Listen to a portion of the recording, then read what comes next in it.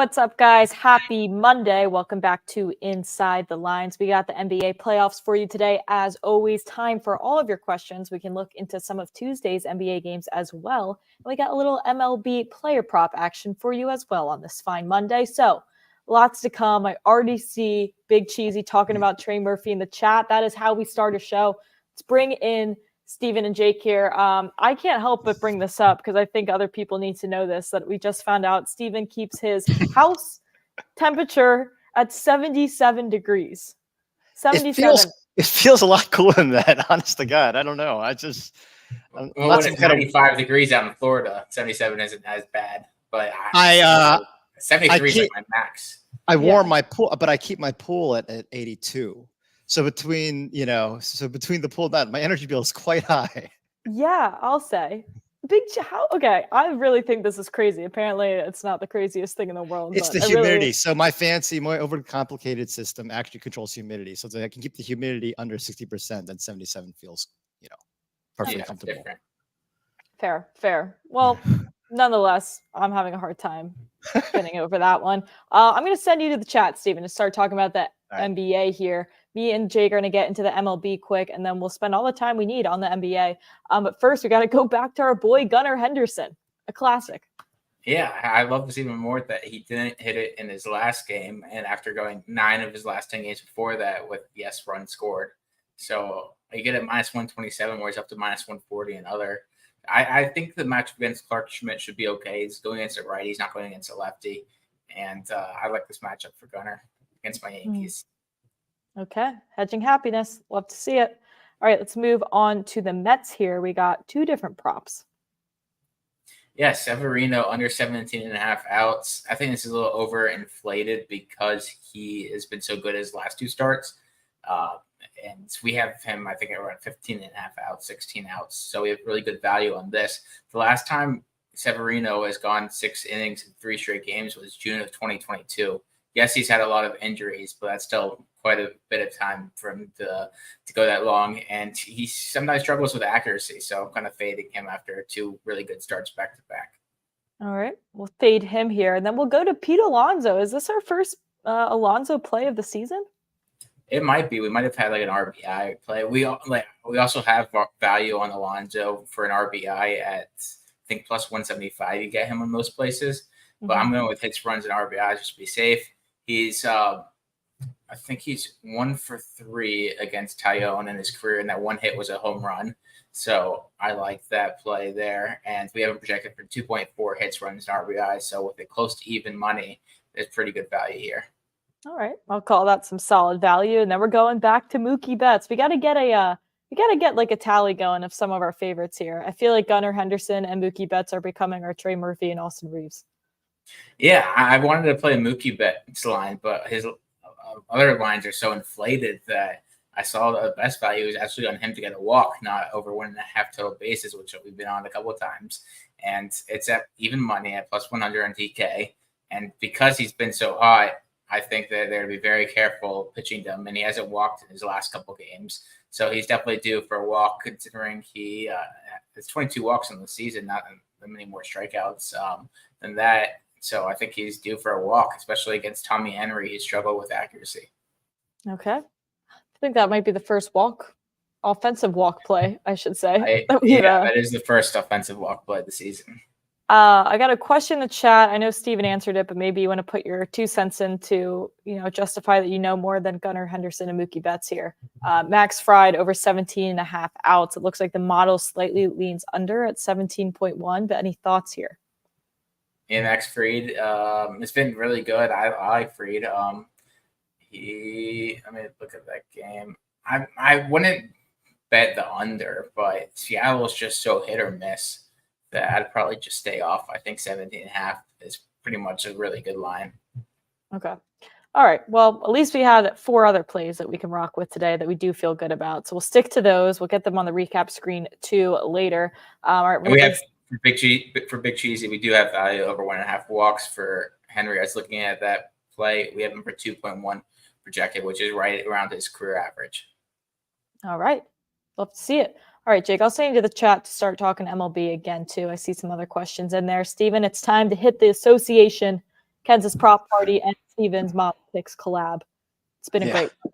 Let's get it started again here. What do we want to start? My confidence is a little thrown by the last weekend and losing the number of picks by like half a point and one. But, I'll rebuild today if that's exactly what I was thinking. But, hopefully. And then now that I realize I'm sweating my family to death, and maybe that's maybe you'll have some clear maybe you'll have some clear thoughts in your head when you're not sitting in a sauna in your own room. I feel fine. I swear to God. All right. Anyway, I'm gonna go back to tried and true things. We hinted at Trey Murphy, but this is another one. This is one that hit easily in the first half. Derek White over 12.5 points. The line was only 11.5 his last game, so it did steam up, but only a measly points. That 12.5 is way under what he averages on the road, and the over is 25-12.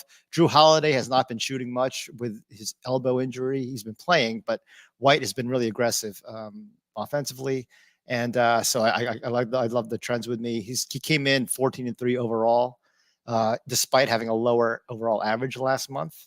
He just had a couple games with like next to nothing that sort of skewed the average. Guards who average similar points per game. They do average more at Miami. We've talked before how Miami tends to play, last game aside, tends to play higher scoring games and get into more shootouts. Yeah, definitely. Would I take White over to 13.5 at plus 105? I would last Thursday when I was on a hot streak. I wouldn't right now when I'm not. There's a question there. Well, I'm on a hot streak here, knock on wood. So ask Mackenzie if she ask me. Yeah. Well, I just made money off Derek White on Saturday, so I have a hard time going back to back on the same prop, but I still like it. But I gotta keep the ball moving around. I'm actually going to Kristaps Porzingis here. I know you thought about this play as well here. Over 17.5 points and assists. I like adding these assists on as a buffer to these teams coming off a bad offensive performance here. So I think this is a good spot for him. Porzingis has covered this with just points alone in 2 of the games in this series. So I think he certainly is capable of doing this with assists too. On the season, averages like 20 points. It's just been somewhat low spots for him. I think an over exaggeration to that game 2 performance here, but we're still looking for that like big game from him. Like I think it's coming. He's got to show why he's on this team, why they traded for him, yada, yada. So I think this is a good spot to finally get him for his big breakout game. But nonetheless, he still had 18 points in game 1 and game 3. Yeah, I mean, we're projecting a massive value. So yeah, you are using the model correctly. Thank you. Al Horford over 13.5. We only have 12 projected for him. So we don't like the over, and hopefully for Mackenzie's sake, he doesn't get it. He's been pretty I just think that I got to assume this game will be a little closer than the last one. Miami will play better. And keep it closer, and so maybe more reliance on the starters for Boston.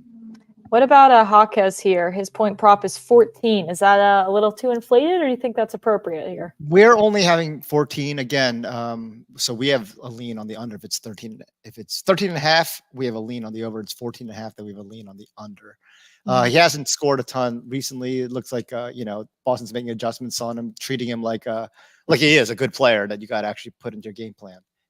So he's only 9 for his last 26. It looks like Jake's looking at the 3.5 assist prop again at plus money. We cashed that earlier together this year. That's interesting. Yeah, we have slightly under 3.5, but if it's significant plus money, then yeah, let's rock with it. Yeah. All right. I think that's really all we have to break down for this game. I saw someone looking at Hero over 20.5 points. I know we're projecting over that. Yeah. Yeah. We have our moments with Tyler Hero here, but it's not always. And you got to think, obviously, I'm assuming everyone's out like before. He's kind of due. He did not have a good last game, but the minutes and the volume should be there. Yeah. That's all we're asking for.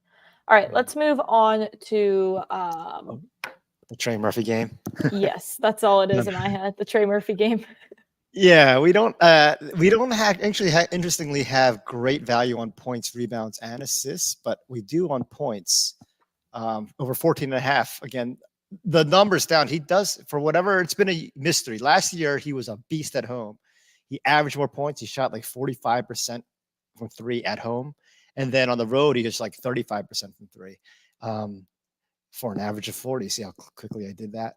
But this year it's been reversed. He started the year really horrible from 3 at home, and then lasted to the point that he only averages 12.5 points at home. But we know that when he plays a lot of minutes for a long stretch with Brandon Ingram out and now with Zion out, his minutes since the play-in games have skyrocketed. So he's averaging over 40. When he gets 35 plus minutes this year, the over is 10-7. Other forwards who average similar points production, they average 4 more points a game at home versus OKC and they come in 5-2 overall. So I'm not worried about the home season trend. I see this as a game where, like most teams that are facing elimination, they usually fight for a half, and then some wilt like Phoenix, and some keep playing like the Lakers. But I see this as an opportunity for Trey to go, 2 for 2 from 3 in the first quarter. Nice dunk, nice hot start, and hopefully either whether it's close and he plays well, or if it's a blowout and he stays in the game. Because once you're down by 3 or more possessions, you got to have threes to get back into the game. Yeah, I don't see any version of the story where he's not in for 4 quarters playing like hard basketball. Maybe not his hardest basketball in the second quarter. If it's a blowout, I do think he will be playing though, and at least throwing up some threes, maybe a little less pressure. I'm also on Trey Murphy here. I added his assist here again with the same type of logic that's kind of given me success through the playoffs so far, is that when you score 85 points in the game before, you're basically bound to have a little bit better of an offensive game, which means somebody's getting more assists. I think they'll be sprinkled across the board, but I think he'll certainly get 2 or 3 at least. And the team is just better when he is firing from distance, because it opens up the court, opens up more driving lanes for Ingram, and stretches the defense more. So I don't know why they wouldn't let him. They had their best game of the series with him jacking up 12 shots. Exactly. We got some questions in this game here on the other side of the ball. Looking at Chet over 1.5 threes. That's usually something I look for. He's one of those. We have him exactly 1.5. If I remember right, his production on the road tends to drop. He's a really high percentage shooter at home. But just quickly do this. I know it's annoying. I should be clever enough to program something where I just have to press a button that pops up, but not so far. Actually, I'm wrong. He averages the exact same number of threes on the road. It's his point production, I think, that goes down. And the over percentage is actually higher on the road, but it's not above 50. Okay, so if we were to pick points or threes on the road, we'd probably just go with the threes here, depending on the juice. Yeah, because he's been taking threes to get Valanciunas mess with his head. Valanciunas, I feel like, might not even play that much. I think Larry Nance might be slowly taking over here. Yeah, because we need someone with Chet being able to shoot threes. It just makes Valanciunas kind of useless. I think he might see some reduced minutes tonight, so I'm definitely staying off him. I see the chat talking about Lou Dort here. We do technically have some value on his over PRA here. As Jake said, we have him projected 16.7 points, rebounds, and assists. However, that is a terrifyingly ugly bet that I've already lost so far in the playoffs, and he's had way too good of games the past 2 games to do a third. That's not in his system. 3 games in a row. It's just not what he does. Yeah, 8 for 14 from 3 his last 2 games, so he's kind of due for an 0 for 6 to fit. Because even if that 8 for 14, 0 for 6 would drop him to 8 for 20, would still be at 40%, which is a good stretch for 3 games. Yeah. I just can't. I can't do it. I would go as far to say I recommend against it. I will say. And I know that is classic. Like, I'm thinking classic gambler's fallacy, and it's called a fallacy. Fallacy is not a good term to be associated with. At the same time, regression to the mean is another term that maybe is more sounds better than gambler's exactly fallacy. That makes us sound like we're geniuses. Yeah, exactly. All right, I think that's all the questions I see for this game. Oh, sorry, Jalen Williams, his points. I don't know what the line is. We have lean under, but he's been playing really well, and he is a really good player who he plays better with confidence. So I wouldn't bet against him. So that's why I didn't recommend any kind of underplay. He does everything. He's plays big. He can go, even though he's listed as a shooting guard. I think a lot of places he can play all over. Yeah, cash on his assists here. I think 2 times. All right. Oh, the other Jalen Williams. The backup Jalen Williams. why I thought you spelled it wrong.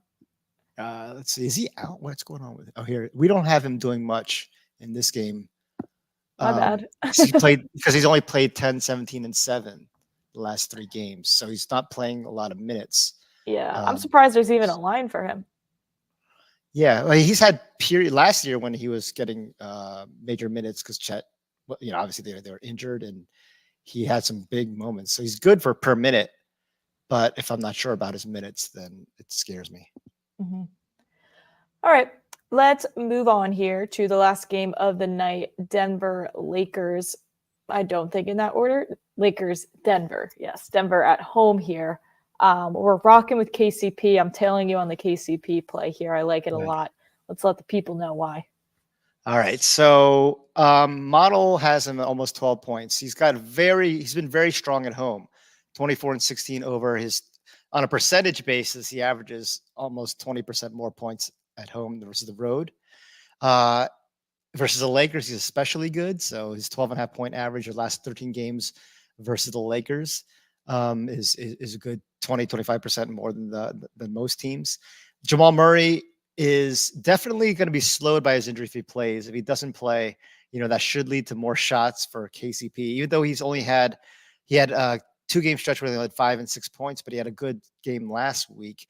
I just think this is a classic he's due. And the fact that he had not had a big scoring game at home in over 3 weeks since April 6th against Atlanta. So this is he tends to start games quickly, transition threes from Jokic. So I'm hoping I see a transition 3 and a nice breakaway layup in the first 5 possessions, and then I'm cruising on without being nervous. But I'm not scared off by his recent low scoring games simply because they're really shortening the bench. Last year, Reggie Jackson, Christian Brown, and Chuck Charles, what's the name dude went to Brooklyn. Anyway, I'm blanking on his name, but they had and Jeff Green. They had 2 key guys who aren't there anymore, so the bench is not nearly as deep. So I kind of like KCP. He played 35 and 35 minutes, even when he only had 5 and 6 points. He was just unusually cold from the field, 2 for 7. Again, 0 for 4 his last home game. He's usually a very high percentage 3-point shooter at home. Mm-hmm. Yeah, I mean, but bottom line, unless you're Lou Dort, Drew Holiday, or Tobias Harris, Bruce Brown, I think if you're playing that many minutes, you should be able to crack double digits on the court. Yeah. Why would I think of passively. Charlie Brown? It's odd. Anyway. I was a big Charlie Brown fan as a kid. There we go. Yeah. Did anyone else find it disturbing that Charlie Brown was bald? There's actually a lot of bald, cartoon kid characters. Caillou. I don't know. Oh, yeah. I don't know if your kids are too young for Caillou days. Jake will know Caillou. Well, my mom never let me watch Caillou because he was a whiner. He always complained the whole show was crying. She was like, you cannot do that. All right. I think that might be all I see here. Prince. We're really going deep in the bench here. Taurean Prince. So Taurean Prince, he cost me. We have some opinions here.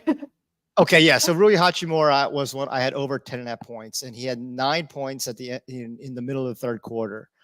And then I was the way LeBron yelled at Darvin Ham for not challenging that play. I was yelling at my TV at Darvin Ham for not putting Hachimura back in the game, because it's not like Taurean Prince was doing that great, but he closed the last few minutes of third and played all the fourth. Those were Hachimura's 10 minutes and one more basket that cost me my play. So I will never do anything to back Taurean Prince at the moment. But that said, what was his number, his line? I should answer. Not provided. Okay. Well, we're not projecting a huge game. I'm avoiding Rui as well because what happened in the last game. We have those two, prior to last game, it was more like a 30-20 split in minutes. Now it's been updated to 27-23 in Rui's favor. So we'll see. So we probably don't have value on. We still have value on Rui's overs because the lines moved down so much. But you never can tell. All right, let's take one more look at the Miami game. We got a Duncan Robinson prop question here. plus money for over 1.5 rebounds. 1.5 rebounds. Now, I had to downgrade Duncan based on what I had because of his 7 and 17 minutes the last 2 games. So he came back from injury, played 12, 15, 17 minutes, and then to have 7 the last game. Now they were getting killed early. When Duncan, I didn't see anything in the reports. Maybe Derek noticed something from the broadcast or the local South Florida, Miami reporting. But I don't know if Duncan, whether it's injury or he's back in the doghouse, and he was in a doghouse for like a good 2/3 of a season.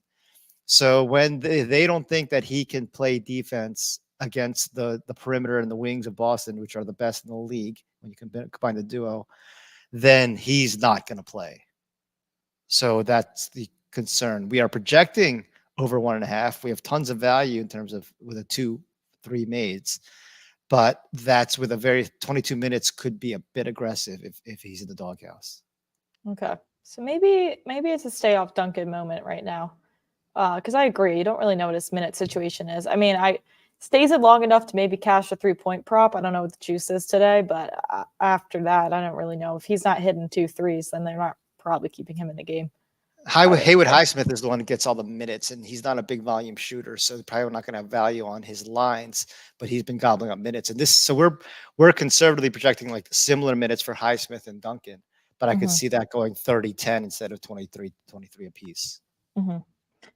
All right. Before we get out of here, let's take a quick look at the games for tomorrow. Just a little preview. Nothing crazy, but we were looking at anything we thought you needed to act on now. If you liked it, any steam we were seeing. We'll start with Philly, headed back to New York. Some overvalue, and it seems like there's some steam that way as well. Yeah. So the model likes over. It opened at 201. It's up to 204, but you can still get 203.5. So if you like the over, which could happen. I mean, there was very low scoring and both teams missed tons of shots to close in the fourth quarter, but there was some decent scoring in the second and third quarter. And so I don't hate the over, but if you like it, you want to grab it before it hits to over 203.5. If you like the Knicks, you probably wait because I'm seeing 3.5s on the board right now. I think if Philly couldn't beat New York the way that they were missing threes and the energy level is crazy, right? The Knicks fans, the way they traveled to Philly and made it a New York home game was insane. It was actually pretty exciting to watch, though, I have to say. I didn't catch any of it. I unplugged yesterday. I went to the mall, which was probably a bad hungover decision because I made poor decisions there. But nonetheless, I didn't watch much basketball yesterday. And I'm glad I didn't because I'd probably be ripping my hair out over the Sixers. And now I can just passively be upset. Anything else for tomorrow? Indiana, Milwaukee. I know we had some injury situations. Maybe we're assuming Dame, and now I mean Milwaukee kept tight despite Bobby Portis getting ejected in the first 4 minutes of the game. So I think that Milwaukee, just from pride alone, even without Dame and Giannis, most likely could keep this closer than the last 2 games might indicate. But I do think Indiana's going to pull it out. I just would wait. The line's already built on the assumption that those 2 are out, but with the line ticking slightly to Milwaukee, maybe there's some optimism about Giannis giving it a go. Okay, so maybe some steam that way. And this this is scary to go with Cleveland, who got decimated in the second half of last game and lost both games in Orlando by, let's see, almost 30 plus points. But I am going to do it. We pointed out we had 2 strong A-rated picks on Cleveland, one to win game 2, one to cover the spread game 1. They did that easily because Orlando is just 2 different teams. Now, maybe they have some confidence, but they are +9 team at home, one of the best teams in the league, including playoffs, 31-12 record. That's a great team. On the road, they're not a great team. They're -4 point differential, so they don't travel. Cleveland is back at home. And if Darius Garland ever discovers he needs a sports psychologist or someone who can remind him how good he is. Because he's great. Well, yeah, but not the same guy Ben Simmons has, that's for sure. Yeah, whatever that is not working. Yeah, whoever he competed with in med school. But so the line's only 4.5. We actually like Cleveland to bounce back. And the public's all over Cleveland as well. So, that's always scary to be strong with Cleveland, the public, but at the same time, I like it in this spot. I feel like I could see myself having a little Max Strus night tomorrow, but that's just a possibility here. I feel like that could be a good spot for him. But yeah, we'll certainly have props for all of this stuff tomorrow. Just wanted to get a quick preview if anyone had questions or early thoughts. Definitely happy to answer here. I'll throw up the recap screen for now. Just 3 props for tonight's games. On top of that, I am on Kristaps Porzingis over 17.5 points and assists, as well as Trey Murphy over 17.5 points and assists. Big points and assist nights over here. Also like KCP over the 9.5. We got some MLB props for you as always. So I think that's all we got today. Yeah. I see one question about Duncan Robinson over 1.5 rebounds at plus money. Again, we have great value on that, but that's an assumption that he plays 20 minutes. If he's in the doghouse and plays 10 minutes, then, it's not worth it. I think I'm off. Yeah. I think I'm off. Watch him go off for like 5 threes and 15 rebounds. You're so right. Now that we've put it out in the universe. All right. Well, we'll make do with what we have. Feeling good about these picks as well. Good buy low spot on Steven here, I will say. That's when you want to get us right now. Start off the Monday strong. Good luck with your bets, everyone. This week, we'll start to talk about a little more NFL draft props, right, for our rookies. And then I'm going to adjust my air conditioning live on air. Because apparently I'm the devil. Because, that is considered. That's one thing my fancy new air conditioner can do. I can change it right here. All right. Such a dad comment. All right. Well, if you have mean things to say about Steven and his air conditioning, please feel free to put them in the chat. And we will see you guys tomorrow.